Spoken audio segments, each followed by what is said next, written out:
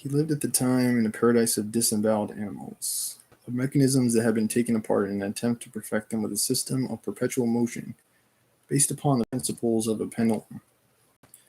Reliano, for his part, had neglected the workshop in order to teach little Remedios to read and write. At first, the child preferred her dolls to the man who would come every afternoon, who was responsible for her being separated from her toys in order to be bathed and dressed and seated in the parlor to receive a visitor. Reliano's patience and devotion finally won her over. She would spend many hours with him studying the meaning of the letters and sketching in a notebook with colored pencils little houses with cows in the corral and round suns with yellow rays that hid behind the hills. Only Rebecca was unhappy because of Amaranth's threat. She knew her sister's character, the haughtiness of her spirit, holding herself back with an exhausting iron will so as to not eat earth. In search of some relief for her uncertainty, she called Pilar Turner to read her future. After a string of conventional vagaries, Pilar Turner predicted, "You will not be happy as long as your parents remain unburied." Rebecca shuddered. As in the memory of a dream, she saw herself entering the house as a very small girl, with a trunk and little rocker and a bag whose contents she had never known. I believe that's what's strange about this prediction, is that she arrived to the town, as we might recall, with a bag of her parents' bones, so presumably her parents had already died. She remembered a bald gentleman dressed in linen with his collar and closed by a gold button, who had nothing to do with the King of Hearts. She remembered a very young and beautiful warm and perfumed hands who had nothing in common with the Jack of Diamonds in his rheumatic hands. He used to put flowers in her hair and take her out walking in the afternoon through a town with green streets. "I don't understand," she said. Pilar Ternera seemed disconcerted. "I don't either, but that's what the cards say." Rebecca was so preoccupied with the enigma that she told it to Jose Arcadio Buendia, and he scolded her for believing in predictions of the cards. But he undertook the silent task of searching closets and trunks, moving furniture and turning over beds and floorboards, looking for the bag of bones. He remembered that he had not seen it since the time of the rebuilding. He secretly summoned the masons, and one of them revealed that he had walled up the bag in some bedroom because it bothered him in his work. After several days of listening with their ears against the walls, they perceived the deep clock. They penetrated the wall, and there were the bones in the intact bag. They buried it the same day in a grave without a stone next to that of Melquiades. Jose Arcadio Buendia returned home free of a burden that for a moment had weighed on his conscience, as much as the memory of Prudencio Aguilar. I believe that's the guy he murdered in the, second chapter? The first chapter, for insulting his manhood. We went through the kitchen, he kissed Rebecca on the forehead. "Get those bad thoughts out of your head," he told her. "You're going to be happy." The friendship with Rebecca opened up to Pilar Ternera the doors of the house, closed by Ursula since the birth of Arcadio. She would arrive at any hour of the day, like a flock of goats, and would unleash her feverish energy in the hardest tasks. Sometimes she would go into the workshop and help Arcadio sensitize the daguerreotype plates with an efficiency and a tenderness that ended up by confusing him. That woman bothered him. The tan of her skin, her smell of smoke, the disorder of her laughter in the dark room distracted his attention and made him bump into things. On a certain occasion, Aureliano was there working on his silver. Pilar Ternera leaned over the table to admire his laborious patience. Suddenly it happened. Aureliano made sure that Arcadio was in the darkroom before raising his eyes and meeting those of Pilar Ternera, whose thought was perfectly visible, as if exposed to the light of noon. "Well," Aureliano said, "tell me what it is." Pilar Ternera bit her lips with a sad smile. "That you'd be good in a war," she said. "Where you put your eye, you put your bullet." Aureliano relaxed at the proof of the omen. He went back to concentrate on his work as if nothing had happened, and his work took on a restful strength. "I will recognize him," he said. "He'll bear my name." Jose Arcadio Buendia finally got what he was looking for. He connected the mechanism of the clock to a mechanical ballerina, and the toy danced uninterruptedly to the rhythm of her own music for 3 days. That discovery excited him much more than any of his other harebrained undertakings. He stopped eating. He stopped sleeping. Only the vigilance and care of Rebecca kept him from being dragged off by his imagination into a state of perpetual delirium from which he would not recover. He would spend the nights walking around the room, thinking aloud, searching for a way to apply the principles of the pendulum to ox carts, to harrows, to everything that was useful and put into motion. The fever of insomnia fatigued him so much that one day he would not recognize the old man with white hair and uncertain gestures who came into his bedroom. It was Prudencio Aguilar. Yeah, maybe it was somewhere else.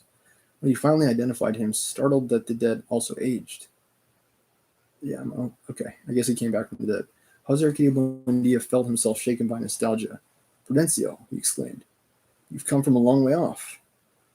After many years of death, the yearning for the living was so intense, the need for company so pressing, so terrifying the nearness of that other death which exists within death, that Prudencio Aguilar had ended up loving his worst enemy. He had spent a great deal of time looking for him. He asked the dead from Riohacha about him, the dead who came from the Upar Valley, those who came from the swamp, and no one could tell him because Macondo was a town that was unknown to the dead until Melquiades arrived and marked it with a small black dot on the Motley maps of death. Jose Arcadio Buendia conversed with Prudencio Aguilar until dawn. A few hours later, worn out by the vigil, he went into Aureliano's workshop and asked him, "What day is it today?" Aureliano told him that it was Tuesday. "I was thinking the same thing," Jose Arcadio Buendia said, "but suddenly I realized that it's still Monday, like yesterday. Look at the sky, look at the walls, look at the begonias. Today's Monday, too." Used to as many as Aureliano paid no attention to him. On the next day, Wednesday, Jose Arcadio Buendia went back to the workshop. "This is a disaster," he said. "Look at the air, listen to the buzzing of the sun, the same as yesterday and the day before. Today's Monday, too." That night, Pietro Crispi found him on the porch, weeping for Prudencio Aguilar, for Melquiades, for Rebecca's parents, for his mother and father, for all those he could remember, and who were now alone in death. Again, which is interesting about this novel is that death is like equated with aloneness, but I've always thought death is the opposite. It's the one thing that brings everyone together. Similar to that movie, Coco. He gave him a mechanical bear that walked on its hind legs on a tightrope, but he could not distract him from his obsession. He asked him what had happened to the project. He had explained to him a few days before about the possibility of building into a pendulum machine that would help men to fly, and he answered that it was impossible because a pendulum could lift anything into the air, but it could not lift itself. On Thursday, he appeared in the workshop again with the painful look of plowed ground. "This time, machine has broken," he almost sobbed. "And Ursula and Amaranth is so far away." Aureliano scolded him like a child, and he adopted a contrite air. He spent 6 hours examining things, trying to find a difference from their appearance on the previous day in hope of discovering in them some change that would reveal the passage of time. He spent the whole night in bed with his eyes open, calling to Prudencio Aguilar, to Melquiades, to all the dead, so that they would share his distress. But no one came. On Friday, before anyone arose, he watched the appearance of nature again, until he did not have the slightest doubt but that it was Monday. Then he grabbed the bar from a door, and with the savage violence of his uncommon strength, he smashed to dust the equipment in the alchemy laboratory, the daguerreotype room, the silver workshop, shouting like a man possessed in some high-sounding and fluent but completely incomprehensible language. He was about to finish off the rest of the house when Aureliano asked the neighbors for help. 10 men were needed to get him down, 14 to tie him up, 20 to drag him to the chestnut tree in the courtyard, where they left him tied up, barking in a strange language and giving off a green froth at the mouth. When Ursula and Amaranta returned, he was still tied to the trunk of the chestnut tree by his hands and feet, soaked with rain and in a state of total innocence. They spoke to him, and he looked at them without recognizing them, saying things they did not understand.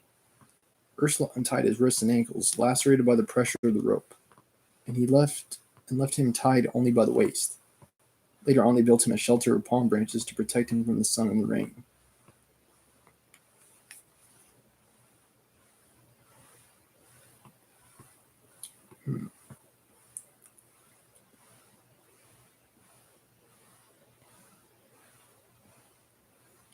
Who is that did that? Jose Arcadio? I guess so.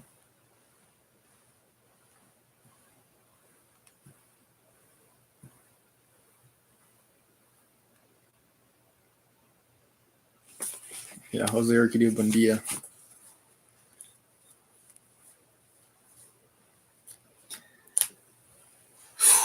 Okay.